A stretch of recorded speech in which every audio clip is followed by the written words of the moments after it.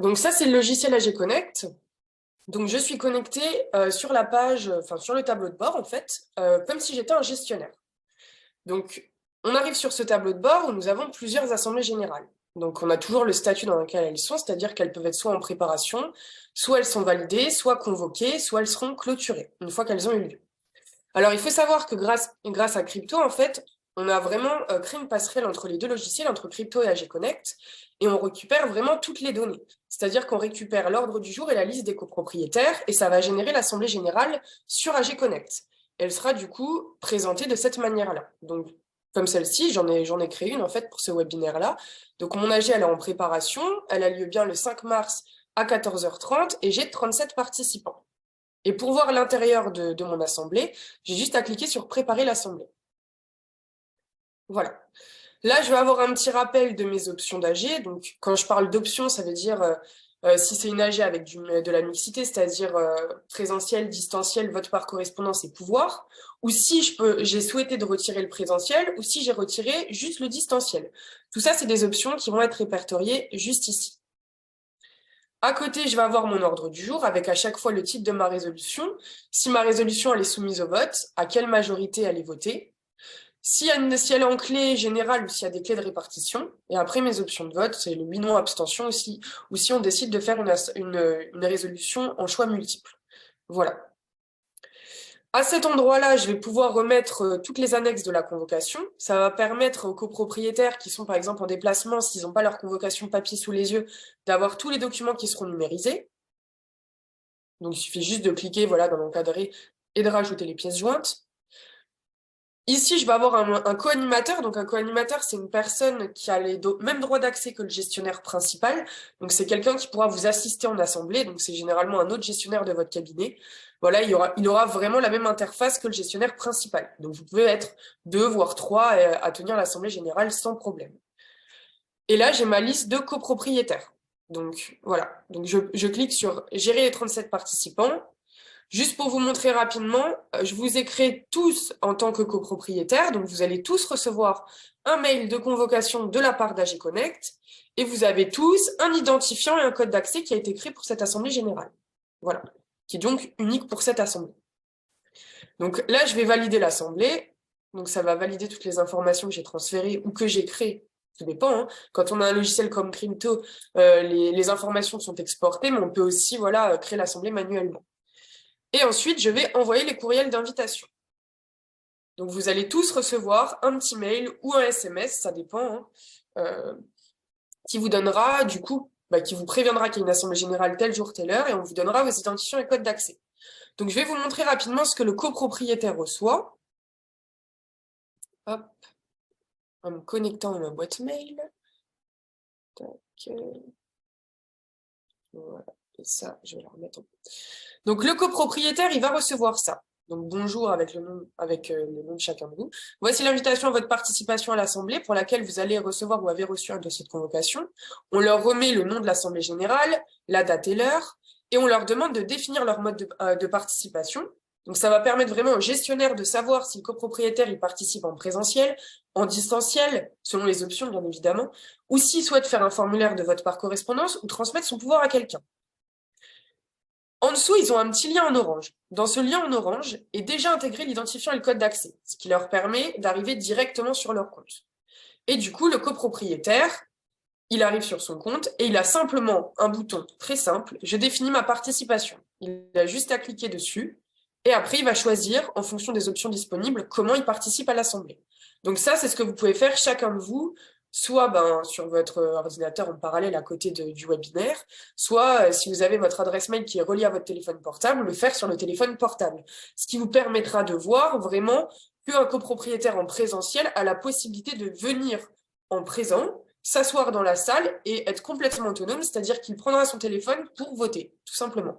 Et vous n'aurez pas besoin de le gérer. Donc là, je vais me mettre en tant que présent à distance. Et je sauvegarde. Et là, le copropriétaire, il n'a rien d'autre à faire de plus, hein. Là, on est au stade de la convocation. On n'est pas encore le jour J de l'AG. Voilà. Donc, je vais revenir sur ma page principale de mon assemblée, celle de mon gestionnaire. Il faut savoir que le gestionnaire, quand l'assemblée est convoquée, il va recevoir les participations de tous les copropriétaires. Et il aura une visibilité dessus. Par exemple, là, on sait que cette personne s'est mise en distanciel, qu'elle s'est connectée une fois, et de même, là, il y a une personne qui s'est mise en personne et une autre personne qui s'est mise en distanciel. Et à chaque fois, vous avez le nombre de connexions du copropriétaire. Donc, vous saurez, si par exemple le copropriétaire il s'est connecté 15 fois et qu'il n'a toujours pas défini son mode de participation, c'est que clairement, il a des difficultés. Voilà, il n'arrive pas à voter. Alors, je vais vous montrer, donc je vais me permettre, hein, je vais prendre le compte de quelqu'un, voilà. Après, je pourrais changer la participation, il n'y a pas de souci. Je vais vous montrer comment un copropriétaire, par exemple, peut faire un vote par correspondance sur la plateforme d'AG Connect. Donc, ils vont se connecter et ils vont définir leur mode de participation. Et là, ils vont cliquer sur « Je vote par correspondance » et ils sauvegardent. Ensuite, ils ont le formulaire où ils ont simplement qu'à cocher pour chacune des résolutions ce qu'ils souhaitent voter. Voilà. Et ensuite, je vais enlever ma petite barre. Ils vont cliquer sur « Enregistrer et transmettre ». Et là, pas du tout pratique cette barre. Et là, on leur demande de signer le formulaire. Et on le valide. Ah, effectivement, il faut que je mette une adresse, excusez-moi. Hop. Là, les adresses en général sont déjà envoyées de crypto. Hein. Là, c'est juste parce qu'on n'est pas dans le cadre d'un export crypto. Oui, excusez-moi, je n'avais pas vos adresses à chacun de vous spécifiquement. Donc voilà. Donc là, j'ai une adresse qui est remplie, je peux signer mon vote par correspondance. Donc voilà, donc ça c'est quand même un gros atout dans le sens où vous aurez largement moins de votes par correspondance à gérer, parce que vous en recevrez largement moins par mail ni en retour de la convocation. Il y aura une grosse partie qui sera gérée de façon autonome par le copropriétaire, et du coup qui seront comptabilisés pour les votes. Et de même, dans la liste de vos copropriétaires, voilà, on voit que là, un vote par correspondance a bien été enregistré, et du coup, c'est bon, il sera pris en compte pour les votes. Deuxième cas de figure, le copropriétaire, il peut également transmettre son pouvoir de façon autonome. Donc, je vous montre. Il va simplement cliquer sur « Je définis ma participation » et il va choisir « Je donne procuration » et il sauvegarde. Je ne le transmettrai pas parce que voilà, je me suis connectée à la place d'un de vous, hein, mais je vais vous montrer rapidement ce qu'il peut faire. Le copropriétaire, il a deux possibilités. C'est soit il va transmettre son pouvoir à son mandataire directement par mail, donc il va cliquer procuration digitale par courriel, il va renseigner le prénom, le nom, l'adresse mail et l'adresse postale de son mandataire, et il va l'envoyer. Et il peut joindre le fichier papier de la convocation avec le pouvoir dedans, sans problème. Et du coup, ce pouvoir, pareil, il n'y aura pas besoin d'intervention du gestionnaire parce qu'il sera directement envoyé à son mandataire qui l'acceptera ou le refusera. Ça, c'est la première possibilité. La seconde, si le copropriétaire il n'a pas l'adresse mail, parce qu'on n'a pas toujours l'adresse mail de la personne à qui on souhaite transmettre son pouvoir, hein, ça arrive, dans ce cas-là, il demandera au gestionnaire d'assemblée, en lui rédigeant un petit message, en lui disant, voilà, bonjour gestionnaire, je souhaite donner mon pouvoir à telle personne, et il l'envoie. Et du coup, là, le gestionnaire, il va le réceptionner à cet endroit-là. Donc, je vous montre, je change juste la participation rapidement. Hop, et je ferme. Donc, le gestionnaire, lui, ici, il a un petit endroit où il y a écrit procuration. Il recevra les demandes des copropriétaires à cet endroit-là. Et il pourra les traiter directement. Voilà. Donc, on va vraiment donner une réelle autonomie au copropriétaire pour qu'il soit le plus autonome possible et que le gestionnaire, il ait le moins de travail aussi derrière. Voilà. Donc, je vous ai montré rapidement pour les votes par correspondance, je vous ai montré aussi pour la transmission des pouvoirs. Maintenant, je vais rentrer dans le vif du sujet, je vais démarrer l'Assemblée générale. Donc ceux qui se sont connectés, qui ont regardé un petit peu et qui se sont mis en personne ou en distanciel, vous allez pouvoir accéder à la salle. Donc je suis le gestionnaire, je suis le jour J de l'AG, je vais ouvrir les portes. Et je vais arriver du coup sur une nouvelle interface qui est celle-ci, où j'ai une visibilité sur mon quorum. Donc dès qu'un copropriétaire va se connecter, j'ai mes pourcentages qui vont augmenter, selon comment il se connecte, s'il se connecte en participation physique ou à distance, etc. Voilà. Là, j'ai qu'un copropriétaire actuellement, dans ma liste de présents, est représenté parce que c'est mon votant par correspondance qui a déjà signé le formulaire et qui, du coup, est comptabilisé pour les votes.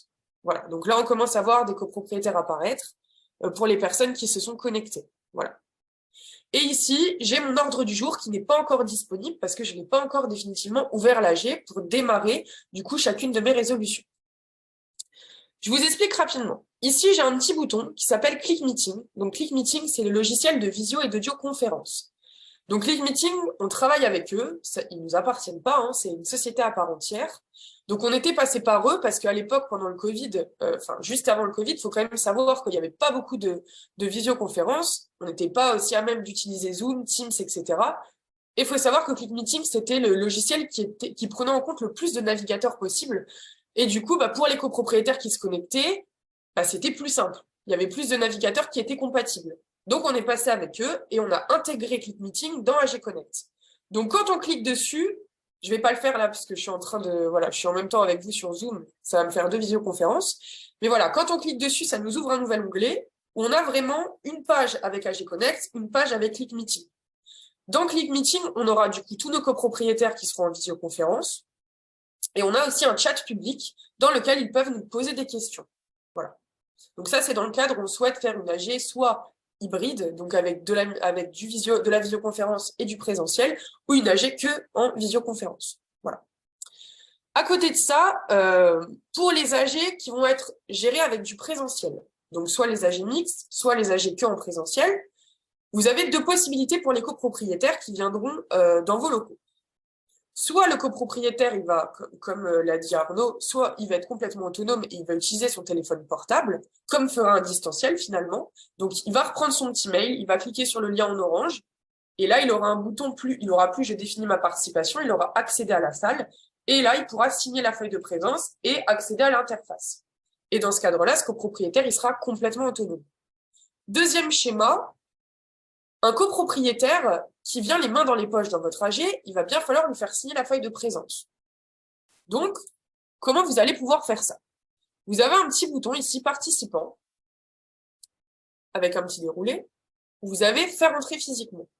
Quand vous cliquez dessus, vous avez la liste de tous vos copropriétaires qui sont encore absents.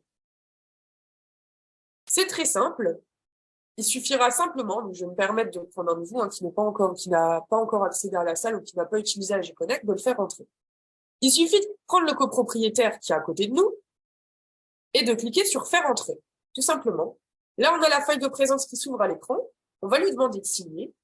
Donc, il va signer, avec cette signature, comme disait Arnaud, qui est électronique avec un eurodatage derrière. Donc, on a la traçabilité par rapport au lieu géographique, le matériel utilisé et l'heure à laquelle la signature a été effectuée.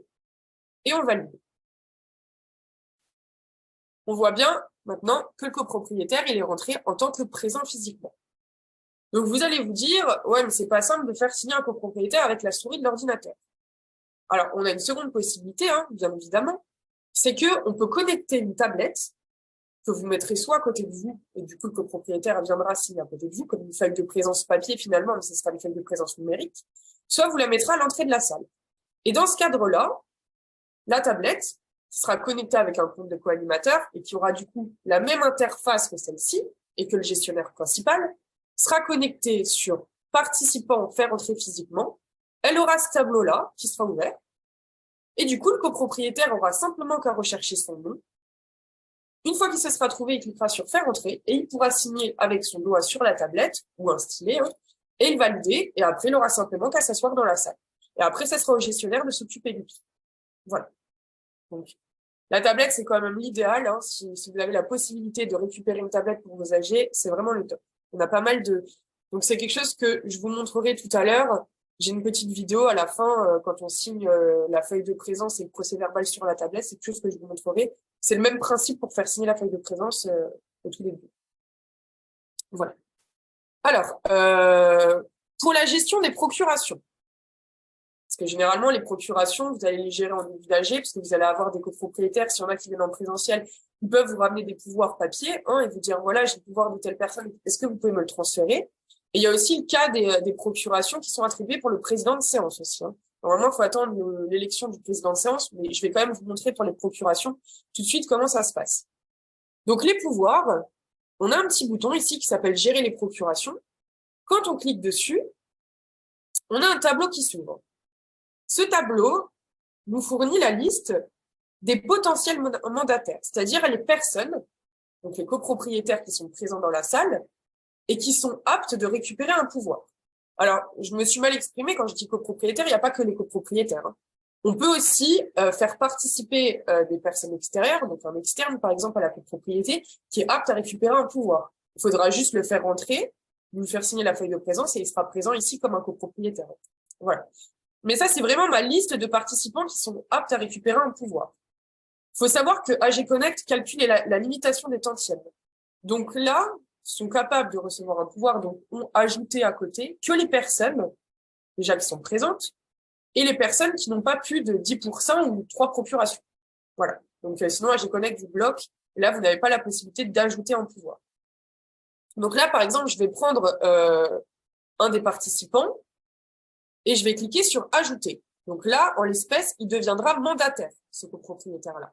Donc je vais ajouter et je vais lui attribuer le pouvoir de quelqu'un. Voilà. Donc si, par exemple, je clique sur ce copropriétaire et que je sauvegarde, ça lui a attribué le pouvoir. Voilà. C'est aussi simple que ça. C'est vraiment en cours d'assemblée générale le gestionnaire qui traite les pouvoirs. C'est-à-dire que c'est lui qui les attribue. Il n'y a pas besoin d'acceptation de la part du mandataire. Voilà. C'est attribué. De toute façon, vous réceptionnerez les pouvoirs papier et les pouvoirs par mail. Vous aurez les signatures des deux parties. Donc voilà. Donc maintenant, je vais passer à l'ouverture des résolutions et des votes et vous allez tous pouvoir tester avec vos supports informatiques pour voir comment ça se passe. Juste en attendant, je vais juste moi rentrer parce que je me suis aussi inscrite en tant que copropriétaire pour vous montrer un petit peu comment ça va se présenter. Donc cette petite barre, elle m'embête tout le temps. Hop. Voilà. Donc voilà, donc là je suis connectée sur ma page de copropriétaire en tant qu'Anna. Je vais cliquer sur accéder à la salle. Je vais signer ma feuille de présence. Hop.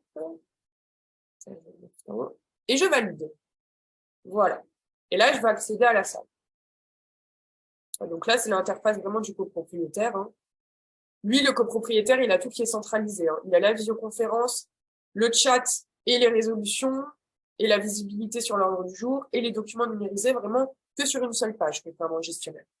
Donc, en soi, il n'a pas besoin de cliquer sur 15 000 endroits. Voilà. Donc moi, j'ai fait rentrer Anna dans la salle. Je reviens sur mon interface de gestionnaire. Voilà. Et là, on voit bien. Voilà. Là, j'ai 12 présents et représentés. Donc, j'ouvre mon ordre du jour. Donc, je clique sur ouvrir l'assemblée pour avoir accès à mes boutons de résolution. Donc là, vous allez pouvoir dire à l'oral, voilà, on va démarrer l'ordre du jour. Je vais passer à la désignation du président de séance. Je vais cliquer sur ouvrir l'assemblée. Ouvrir la résolution, pardon. Ça va ouvrir la résolution sur l'interface de tous les participants. C'est-à-dire qu'ils auront un tableau d'affichage qui s'ouvrira à gauche de leur écran et ils auront le titre de la résolution avec écrit, voilà, première résolution, désignation du président d'assemblée. Là, le gestionnaire, il va leur demander, voilà, qui se propose président de séance. Tout simplement, une fois qu'il a le nom de quelqu'un, donc je vais mettre Pierre, il va cliquer sur la petite bulle, ici, qu'il y a au niveau de la résolution, et il va pouvoir modifier ce qu'il lui a décrit du coup à l'écran des copropriétaires. Et il va pouvoir aussi en même temps modifier le procès verbal. Donc on va marquer Pierre, voilà, et on sauvegarde. Là, ça se change simultanément sur vos écrans. Vous pouvez le voir en direct, que le nom du président de séance est apparu. Et là, le gestionnaire va pouvoir cliquer sur ouvrir le vote. Voilà. Alors, je vous demanderai juste un instant de ne pas voter tout de suite, juste pour vous montrer rapidement. Le gestionnaire, il a une jauge dans laquelle il y a déjà un vote sur 12. C'est le vote par correspondance qui est déjà intégré pour la comptabilité des votes. En dessous, il a un tableau avec la liste des copropriétaires qui n'ont pas encore voté. Dès qu'un copropriétaire vote, le nom du participant disparaît. Donc, ce qui permet vraiment au gestionnaire d'avoir une visibilité et de savoir qui a voté, qui n'a pas voté, et ça vous permet vraiment d'avoir, on va dire, un contrôle et une gestion par rapport au distanciel, et de pas vous sentir, voilà, perturbé par tout ça, parce que si vous n'avez pas le nom des personnes qui n'ont pas voté, ça peut être vite perturbant. Voilà. Donc là, je vais laisser chacun voter. Donc c'est simple, hein, il suffit de, à gauche de votre écran, vous avez la résolution qui s'affiche avec 8 non abstention. Il suffit de cliquer sur 8 non abstention et de cliquer sur voter. Voilà. Et moi, je vais réceptionner les votes petit à petit. Donc je vais faire de même de mon côté. Voilà, en tant que participant. Hop. Alors, je précise que l'affichage des votes est vraiment instantané. Le délai que vous avez à l'écran, c'est le délai que mettent les personnes à voter. C'est pas du tout un délai technique. Voilà. Donc là, moi, je suis sur mon interface de copropriétaire. Je vais cliquer. On voit bien que le nom de Pierre est apparu et je clique sur voter. Et une fois que le copropriétaire a voté, il a un bordereau vert qui lui dit bien qu'il a voté telle heure, telle minute, etc. Pour ceux qui ont des pouvoirs, ils doivent voter plusieurs fois. Donc, ils ont plusieurs encadrés avec la possibilité de voter pour eux et leur pouvoir. Voilà. Je vais remettre celle-ci en grand écran. Voilà. Donc là, je vois que j'ai 3 personnes qui n'ont pas voté. Donc, je ne sais pas si, voilà, si c'est volontaire ou pas, mais du coup, je vais voter pour eux. Donc, on imagine que ces 3 copropriétaires sont dans la salle avec nous et que du coup, ils n'ont pas la possibilité de voter. Comment ça se passe? Il suffit simplement, alors vous avez 2 possibilités. C'est soit vous cochez le copropriétaire en question ou vous inscrivez son nom dans mot-clé pour le trouver plus rapidement. Je fais un exemple, voilà. J'ai que le nom du copropriétaire qui s'affiche. Et si vous voulez voter juste individuellement pour lui, vous cliquez sur voter à droite. Et là, vu que ce copropriétaire, il a un pouvoir, je devrais faire 2 votes différents. Si vous souhaitez faire un vote groupé, c'est-à-dire sélectionner plusieurs participants, dont leur procuration, il suffit de les sélectionner et de cliquer sur voter pour ma sélection. Voilà. Donc, ce qu'on conseille vraiment aux gestionnaires quand ils sont avec une AG, dans une AG avec du présentiel, c'est voilà, de demander, par exemple, les contre, les abstentions en priorité. Comme ça, vous les sélectionnez et vous faites voter. Et après, ça vous permettra, les pour, de tous les sélectionner, de faire voter pour ma sélection, ce qui pourrait être très rapide, honnêtement. Voilà, c'est ce que je fais en l'espèce. Là, je vote vraiment pour les 2 participants, plus le pouvoir. Et je vais voter, lui, pour tout le monde. Voilà. Une fois que j'ai réceptionné les votes de tout le monde, donc je vois bien que là, j'ai un défaut d'affichage. Voilà. Bon, il doit y avoir un petit défaut d'affichage. Vous allez le voir pour les autres résolutions. Une fois que j'ai tous mes votes de réceptionner, je vais cliquer sur fermer le vote. Donc, j'ai un résultat avec un graphique qui me met du coup le pourcentage de pour, de contre et d'abstention. J'ai un tableau avec le détail de mes votants juste en dessous.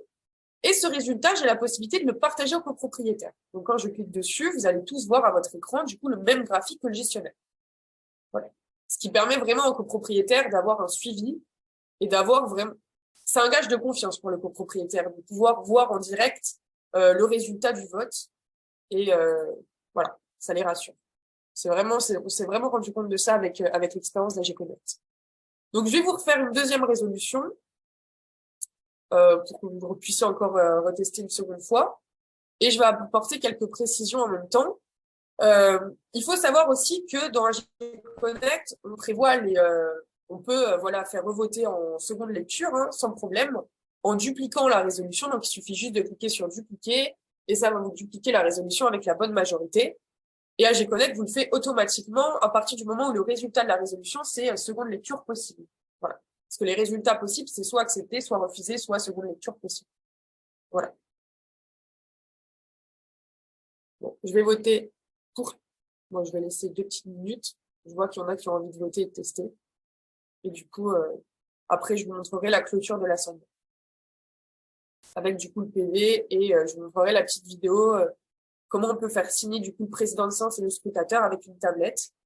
Du coup, ce qui permet soit d'avoir le choix, soit vous pouvez leur faire signer le PV et la feuille de présence directement si vous n'avez pas de modification effectuée de votre procès-verbal. Soit, ce qui est un gros avantage aussi avec AG Connect, c'est de se dire que si vous faites une AG le soir, une AG ça peut durer quand même pas mal de temps, tout le monde est fatigué à la fin d'une assemblée générale, donc on va dire à tout le monde, vous pouvez rentrer chez vous. Comme ça, vous reprenez le PV à tête reposée le lendemain, et dans la journée, vous leur envoyez les demandes de signature électronique pour le PV, la feuille de présence.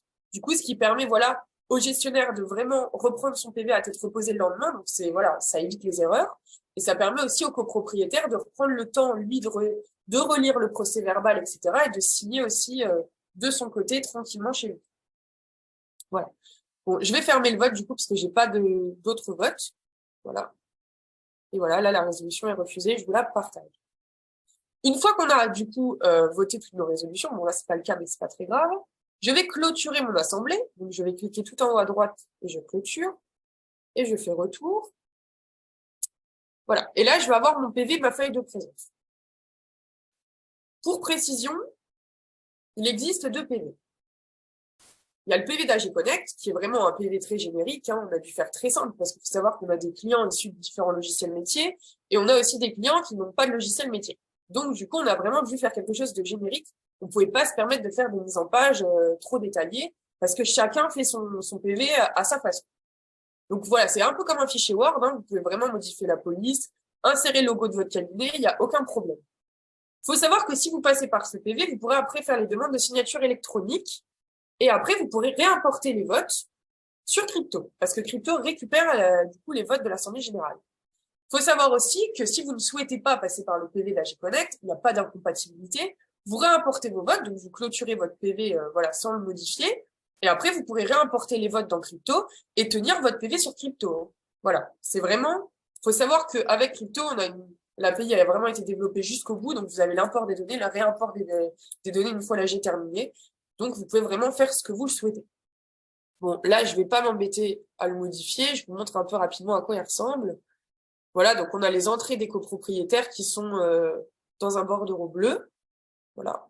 Donc, on voit vraiment les arrivées et les sorties sont dans un bordereau. Voilà. Donc, je sauvegarde mes modifs si j'en ai effectué et je clôture mon PV. Et c'est à partir de ce moment-là que je vais pouvoir générer des demandes de signature électronique. Donc, tout simplement, j'ai juste à cliquer sur Gérer les signatures, ajouter une demande, et là, je vais pouvoir faire mes demandes de signature électronique, voilà, une fois que mon PV il est fait.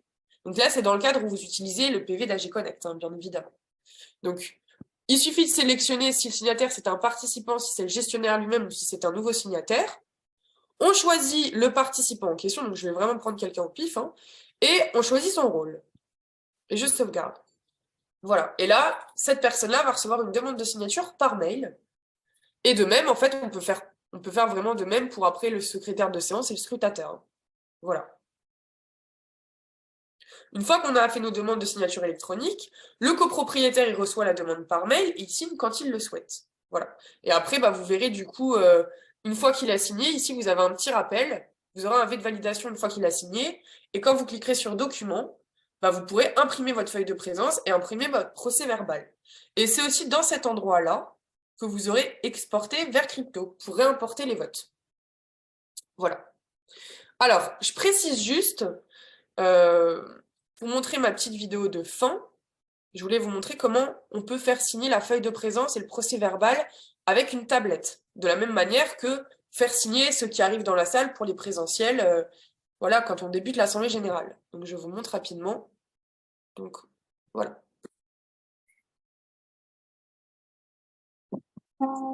Voilà, donc le copropriétaire, il signe, il valide. Et c'est aussi simple que ça. Voilà, donc je la remets un petit coup. Donc, il clique sur signer les documents. Il a un encadré, il signe, il valide, et le copropriétaire peut s'en aller. C'est aussi simple que ça. Voilà. Bon. Hop, je suis partie un peu vite. Donc, j'ai terminé, j'arrête le partage. Donc, Arnaud, je te laisse reprendre la main pour repartager du coup le Canva. Voilà, donc je pense que vous voyez mon écran. Ouais, on le voit bien. Alors, je sais pas si tu veux... je te laisse... Non, je te laisse continuer. Alors, du coup, pour cette petite slide, c'est juste pour vous expliquer que quand on est client AG Connect, on a pas mal d'options qui sont disponibles. La formation, qui est quand même... moi, je vous le dis clairement, c'est moi qui m'occupe des formations, c'est obligatoire. Donc, on forme les gestionnaires pendant 3 heures. On forme jusqu'à 5 gestionnaires par cabinet. Donc ça, c'est quelque chose qu'on va voir un peu. On va peut-être trouver des packages par rapport à ça. On vous en parlera ultérieurement. Il faut savoir qu'on a un support téléphonique qui est disponible, donc comme il est écrit de 9h à 22h en semaine. Vu qu'on est une société franco-canadienne, quand la France a fini son créneau horaire, le Canada prend la relève. Donc on a vraiment un créneau horaire de support qui est limite, enfin voilà, 9h, 22h pour respecter des horaires, on va dire, mais on a vraiment un support téléphonique H24. Donc si vous avez un problème n'importe quand, que ce soit en journée ou le soir en assemblée générale, vous pouvez nous appeler, il y aura toujours quelqu'un qui pourra vous aider en tant que support, un technicien qui sera là vraiment pour vous indiquer où il faut cliquer, ce qu'il faut faire pour sortir du problème. Voilà. Pareil, dans le package de la formation, il y a une assistance offerte pour la première AG qui est gratuit. Donc, c'est un AG connecteur, donc quelqu'un comme moi ou Arnaud, qui se mettra sur votre AG. Voilà, donc on va dire que dans la limite des 2 heures, hein, après, il y a quand même des frais qui s'imposent. Hein. Après, tout dépend de l'Assemblée générale. Si l'AG, elle dure pas des plombes et des plombes, nous, on reste connecté généralement du début à la fin. Donc, on va vraiment être là pour vous soutenir, c'est-à-dire que s'il y a des choses que vous avez oubliées de la formation, on sera là pour vous les rappeler, et vraiment pour vous assister, et pas vous laisser à votre premier AG, voilà, en mode on vous a formé, on vous laisse en débrouille. Non, on sera là vraiment pour vous assister, vous accompagner pour la première assemblée générale. Autant vous que vos copropriétaires. Pareil, une fois la première assemblée générale, pour les autres, il n'y aura pas d'AG connecteur, bien évidemment. Par contre, c'est un support qui est possible. C'est-à-dire que si un jour vous avez une grosse assemblée générale, par exemple 300 copropriétaires, vous dites oui, voilà, ça va être compliqué de tout gérer, surtout si c'est une AG hybride. Il n'y a pas d'inquiétude, vous pouvez prendre un support optionnel avec un AG connecteur et nous, soit moi Arnaud, soit quelqu'un d'autre de la société AG Connect, se mettra sur votre AG et pareil, vous aidera voilà, à gérer votre assemblée générale. Voilà. Pareil, il existe, il faut savoir qu'on est quand même très disponible pour nos clients, on essaye de vous accompagner vraiment du début à la fin. Donc, il faut vraiment pas hésiter à nous solliciter quand vous avez des problèmes, à nous téléphoner, nous dire voilà, moi je sais pas comment faire ça, je sais pas comment avancer, je sais plus comment convoquer mon AG. On fait des points commerciaux et des points support assez régulièrement avec nos clients. Il n'y a aucun problème.